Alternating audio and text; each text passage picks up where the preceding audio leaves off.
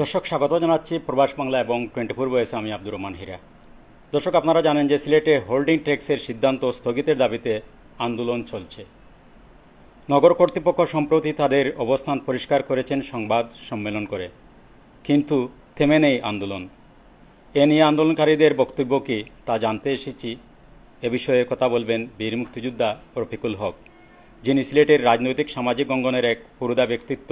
আমরা বিস্তারিত জানব তার কাছ থেকে। জনাব, আসসালামু আলাইকুম। ওয়ালাইকুম সালাম। এই যে আপনার হোল্ডিং ট্যাক্স নিয়ে যে আপনার আন্দোলন চলছে, হোল্ডিং ট্যাক্স আপনার এই যে আরোপিত ট্যাক্স সেটিকে আবার পুনরায় বিবেচনা করে যাতে মানে সহনীয় পর্যায়ে নিয়ে আসা যায়, এই জন্য বিভিন্ন ধরনের রাজনৈতিক এবং সামাজিক বিভিন্ন সংগঠন আন্দোলন করছে। আপনার বক্তব্য কি আজকে? ধন্যবাদ প্রবাস টিভি এবং 24 ভয়েসকে। আমরা সিলেট সিটি কর্পোরেশনের উন্নতি চাই। আমরা সিটি কর্পোরেশনে ঢুকার পর থেকেই, অন্তর্ভুক্ত হওয়ার পর থেকেই আমরা কর দিয়ে আসছি, সাধ্যমতো আমাদের কর দিয়ে আসছি।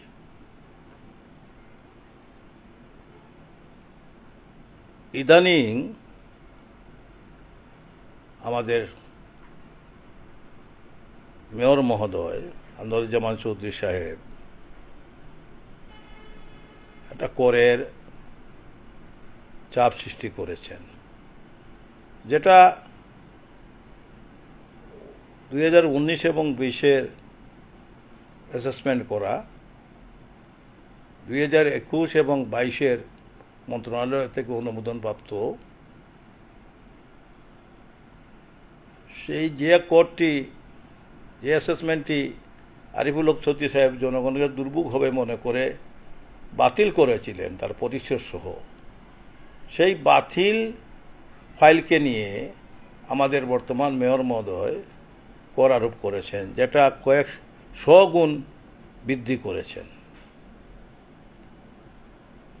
এইটার প্রতিবাদে আমরা মিটিং মিছিল করছি, সভা সমিতি করছি, জনগণকে নিয়ে আন্দোলন সংগ্রাম করছি। অত্যন্ত পরিতাপের বিষয়, এত বড় করের বোঝা জনগণের উপরে আছে, কিন্তু আমাদের রাজনৈতিক নেতৃবৃন্দরা নিশ্চুপ কেন, তা আমার জানার বোধগম্য নয়, আমার জানা নয়।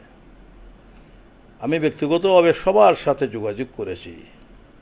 আমি বলেছি আমরা কর দিতে রাজি আছি, সিলেটকে উন্নত করতে রাজি আছি, সিলেট সিটি উন্নত হোক, পরিষ্কার পরিচ্ছন্ন থাকুক, স্মার্ট সিটি হোক, গ্রিন সিটি হোক, আমরা করতে রাজি আছি।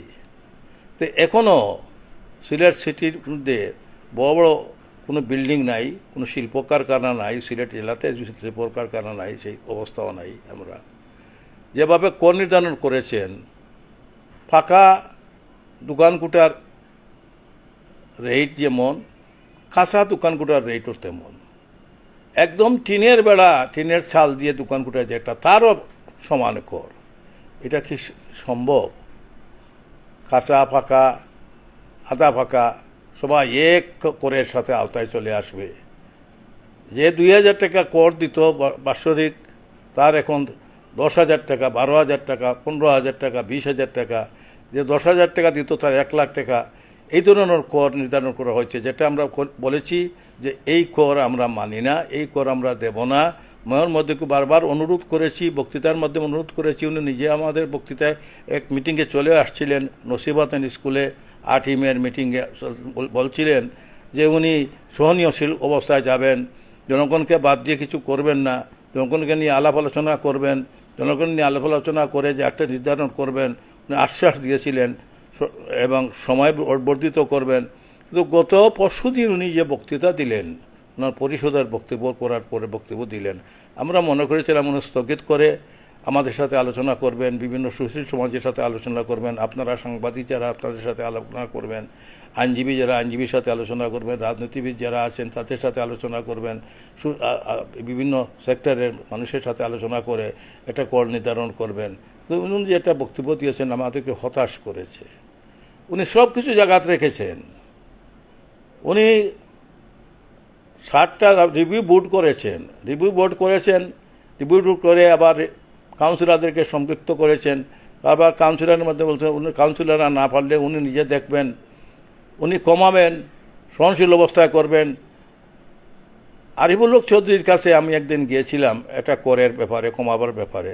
উনি বলছেন আমি মেয়র হিসাবে 15% ছাড়া কমাতে পারি না।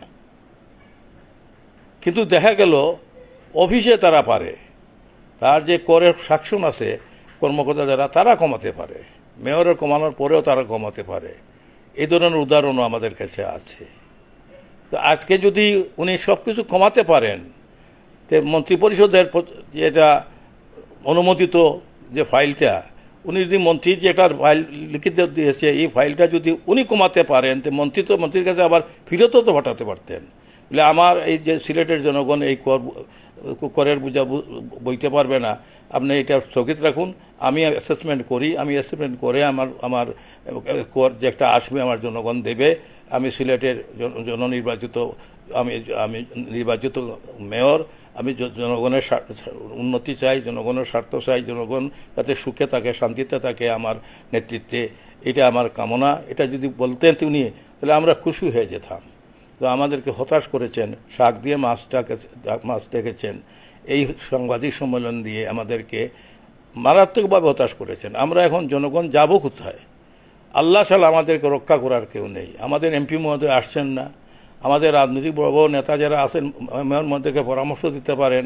মেয়র মহোদয়কে যদি বলেন, রাজনৈতিক বড় নেতারা বলেন যদি মেয়র সাহেব আপনি আমাদের সাথে বসেন, বসার পরে কর নির্ধারণ করেন। এই নেতৃবৃন্দ আছেন আমাদের সিলেটে, তো তারা কেন মুখ খুলছেন না? আমি জানি না আমরা কি অবস্থায় আছি, আমাদের গরিবরা কি অবস্থায় বাস করব। আমরা হয়তো এমন অবস্থা হতে পারে প্রবাসীদের কাছে আমাদের বাড়িঘর বিক্রি করে হয়তো শহর থেকে আমরা অন্য জায়গায় চলে যেতে পারি। আমাদের আন্দোলন আছে, আন্দোলন চলবে। মেয়র সাহেবকে বারবার অনুরোধ করছি, আপনার এই চ্যানেলের মাধ্যমে অনুরোধ করছি, মেয়র মহোদয় আপনি জনগণের বিরুদ্ধে যাবেন না। জনগণ আপনাকে ভালোবাসে, আপনাদেরকে মন্ত্রী পরিষদও ভালোবাসে, আপনাকে প্রধানমন্ত্রীও ভালোবাসেন। আপনি জনগণের স্বার্থে থাকেন, জনগণের বিপক্ষে না গিয়ে আপনি জনগণের পক্ষে থাকেন, আপনার কিচ্ছু হবে না, আপনার বয়ের কিছু নাই, জনগণ আপনার কাছে থাকবে যদি জনগণের পক্ষে আপনি কাজ করেন। আর জনগণের পক্ষে যদি আপনি কাজ করেন, আপনার যদি এত শক্তিবান আপনি, আপনার সাথে কেউ আপনার সাথে লড়ে না, কেউ আপনার বিরুদ্ধে কথা বলে না, এই ধরনের যদি হয় তো আল্লাহ ছাড়া আর কোয়ার জায়গা নাই। আমরা গণদুয়া করব, আমরা প্রার্থনা করব, আমরা আগামীতে ঘোষণা করব সিলেটের আপামর জনগণ হিন্দু মুসলিম বৌদ্ধ খ্রিস্টান সবাই মিলে আমরা গণপ্রার্থনা করব মেয়রের বিরুদ্ধে। মেয়র আমাদেরকে সহনশীল অবস্থায় নিয়ে আসছেন না, আমরা সেটা বদুয়া দেব।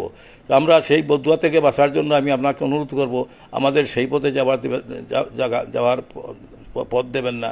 আমরা যত আপনার কাছে থাকতে পারি আপনি সহনশীল অবস্থায় করবেন, আপনি এটা স্থগিত রাখুন, স্থগিত রেখে আমাদের সাথে আলোচনা করুন, অন্যান্য সুশীল সমাজের সাথে আলোচনা করে আপনি একটা কোড নির্ধারণ করুন। আমরা কোড দিতে রাজি আছি।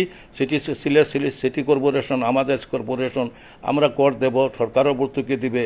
আপনি আমার মিটিংয়ে বলেছিলেন নসিবাউদ্দিন স্কুলে কর দিয়ে আধুনিকভাবে করবেন, হ্যাঁ আমরা একমত আধুনিক করবেন, কিন্তু করে আমাদের কর দিয়ে কিংব্রিজে আবার নতুন কিংব্রিজ করবেন, এইটা হাস্যকর। আমাদের কর দিয়ে কিংব্রিজ হবে না, 100 কোটি টাকা 150 কোটি টাকা 200 কোটি টাকায় কিংব্রিজ হবে না। কিংব্রিজ হতে হলে সরকারকে ভর্তুকি দিতে হয়, অতীতে সরকার ভর্তুকি দিয়েছেন, এখনও সরকার ভর্তুকি দিবেন। যেহেতু প্রধানমন্ত্রী শেখ হাসিনা আপনাকে ভালোবাসেন, আপনি টাকা নিয়ে আসতে পারবেন, আপনি আমাদেরকে করকে রেহাই দিয়ে আপনার প্রধানমন্ত্রীর কাছ থেকে করে আনতে পারবেন, এই বিশ্বাস আমাদের আছে। আপনার দীর্ঘায়ু কামনা করি মেয়র মহোদয়, আপনার সদয় অনুভূতি হবে, আপনি যেন আমাদের এই বোঝা থেকে আমাদের নামাবেন, আমরা যত শান্তিতে থাকতে পারি, স্বস্তিতে থাকতে পারি, সেই আশাবাদ ব্যক্ত করে আমি আমার বক্তব্য এখানে শেষ করছি। ধন্যবাদ।